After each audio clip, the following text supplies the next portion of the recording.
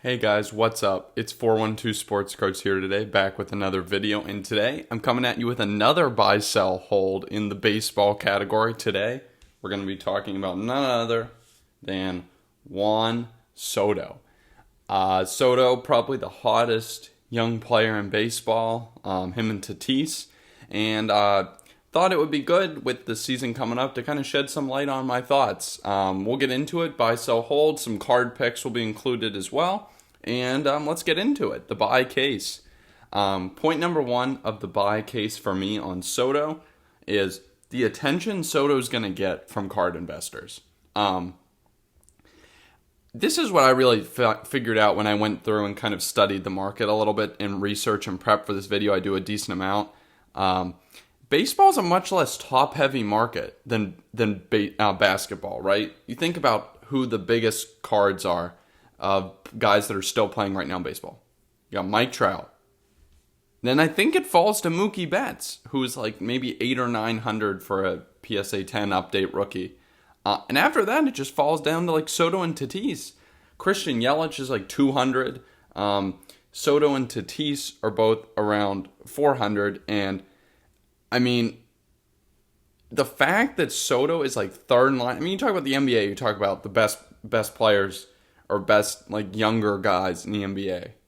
Obviously, I mean LeBron is not young, but you say Giannis, and then you talk about guys like AD and Damian Lillard and all those guys who are top 10 players. I know they're not all young, but there aren't even that many older players in baseball that are taking money, aside from guys like Albert Pujols, who are just established greats who've been in the league for a while. There's not that much at the top of the market. And if you're banking on money flowing into baseball from basketball investors, they'll be putting money into guys like Soto and Tatis, guys near the top of the food chain, guys they don't have to understand a whole lot about the sport to feel good putting their money in. They're near the top of the food chain, despite being in what will be I think they'll be their fourth and their third seasons. And furthermore, baseball's a game where guys further down the ladder don't get that much playing time either and that much attention, right? It's not like a guy who gets the guys further down the ladder in baseball, it's not like they can go off for 30 or 40 when a guy gets injured. No, most of the time they're not getting any playing time. And it means that there's not a lot of attention from investors. At least I don't expect there to be a lot of attention from your basketball type of investor moving money into baseball. In short, this is what it boils down to. Soto is closer to the top of the card food chain in baseball than most of the young guys in basketball. Plain and simple. The money's going to flow to him first, and it won't before, like some of the younger guys in basketball might take a little bit longer. You might have to pass through some better players to get to the younger guys. Soto's near the top already. And with less money likely flowing into those bottom guys, guys like, DeAndre Hunter, Keldon Johnson, Kevin Herter, Cam Reddish, guys like those of that caliber will not be getting that much money in baseball. And because Soto is near the top of the food chain, and there's not money going towards as much, in my opinion, those bottom level guys, I think just the attention that will be paid to Soto cards is enormous coming into the season ahead. What can you do if you believe in this idea and want to benefit the most from money flowing into Soto? Well, I don't have any, but I will show off a cool Chrome card. I actually do have one. It's off at grading right now. But if you are interested in capitalizing on money flowing into Soto, you think I'm right when I'm talking about this element of the buy case, it means that you should be probably putting your money into the Topps Chrome Update 1 Soto PSA 10s. At the time of filming, they're going for about $480, pop of over 8,000. Yeah, I know that's a high pop, but if you see basketball money coming in, that's what they're going to want. They're used to Prism rookies. They got a rookie logo. That card's got a rookie logo. It's Chrome. They like Chrome. It's got PSA 10. People like PSA 10. I wouldn't go for the PSA 9s that much in that card just because it's such a high gem rate that I think the PSA 9s could actually be really, really bad because the PSA 10s, tons of them get PSA 10s. Almost all those Chrome updates do. Stay away from those Bowman cards probably if you're looking just to capitalize on money flowing into Soto. They don't have rookie logos. He doesn't have a first Bowman non-auto, which I think is a big deal. those like 17 and 18 Bowmans, I would just probably stay away. But point number 2 of the buy case, he's already won a World Series. I'm curious how much of an impact this will actually have. And it's probably for you to decide, but I'll lay out the idea here. That obviously in baseball, one player can't will their team to a championship like they can in the NBA, right? So championships in this sense should be less relevant to a guy's card price. But we know that all this money came into the hobby through basketball. And all that people are saying is that some of that money, as basketball season winds down, people have taken early profits in basketball, might spill into baseball. And if that's true, you got to wonder, they're coming from a world where championships mean a ton for guys' card prices. And does that mean that there might be more respect paid to Soto because he already has a ring? I don't know. I'm sold on it, but it's a point to be considering, and it certainly doesn't hurt that Soto has a ring. Provides some support for card prices. No doubt about that. Point 3, he might be the best hitter in baseball outside of Mike Trout, and has no real injury history. So you might see people saying Acuna Jr. is a steal compared to Soto. His prices are lower. They were both hyped up players, and the hobby loved both of them. Why? Well, now Soto goes for so much more than Acuna, and Acuna is a 5-tool player. These are all very true things.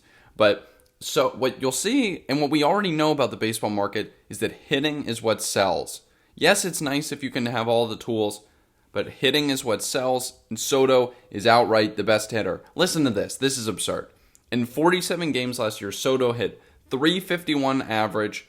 His on-base percentage was .490. It's absurd. And his slugging was .695. Now, those aren't sustainable over 160 games. There's no way. But it shows you what kind of a hitter he is. He's an incredible hitter. I think he's 21 years old. Enough said. And he doesn't have the injury history that Tatis had. Tatis had that back injury a little bit ago, which kind of worries him. Because that kind of stuff, it can come back. And you worry about that, especially in a young guy. He doesn't have that. There's no doubt Soto's an amazing player. If you made it this far, drop a like, drop a sub if you're enjoying the video. It takes me a little bit to prepare some of these buy-sell holds. I know you guys like them, so I do them, but it does take me longer. So if you don't mind dropping a like, dropping a sub to show your support, I really appreciate it. Now we're going to get into the sell case. And I think I've got some very good points here, some points that people aren't talking about. Sell point number 1 is I think that Luka Doncic is what's limiting his upside in that Chrome Update PSA 10. So right now, the Chrome Update Soto, 480. And the Luka Doncic base Prism is 1300. And that's a decent spread, right? But I don't think Soto is going to be able to get close to Luka prices on those their most popular Chrome cards. I mean, both are high pop.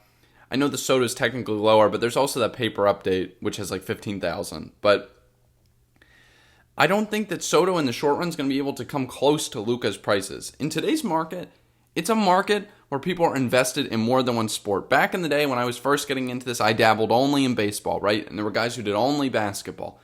Now I'm mostly basketball, but I go across. Everyone in this current card market is investing in multiple sports. That means they're taking considerations of both markets. They're comparing values and comparing multiples across markets. And I understand how the market functions and how there's probably a higher percentage of baseball money being funneled into Soto than there is basketball money into Luka, just because there's less top-end guys. Soto's a top-end guy. There are less of them in baseball. I understand that. But 2018 Prism is an iconic card.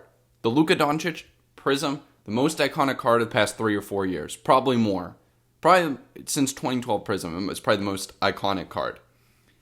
I don't see how Soto can come close to those prices, because if his prices start getting close, I think you're going to start seeing people saying, why are we paying almost as much as we are for a Luka?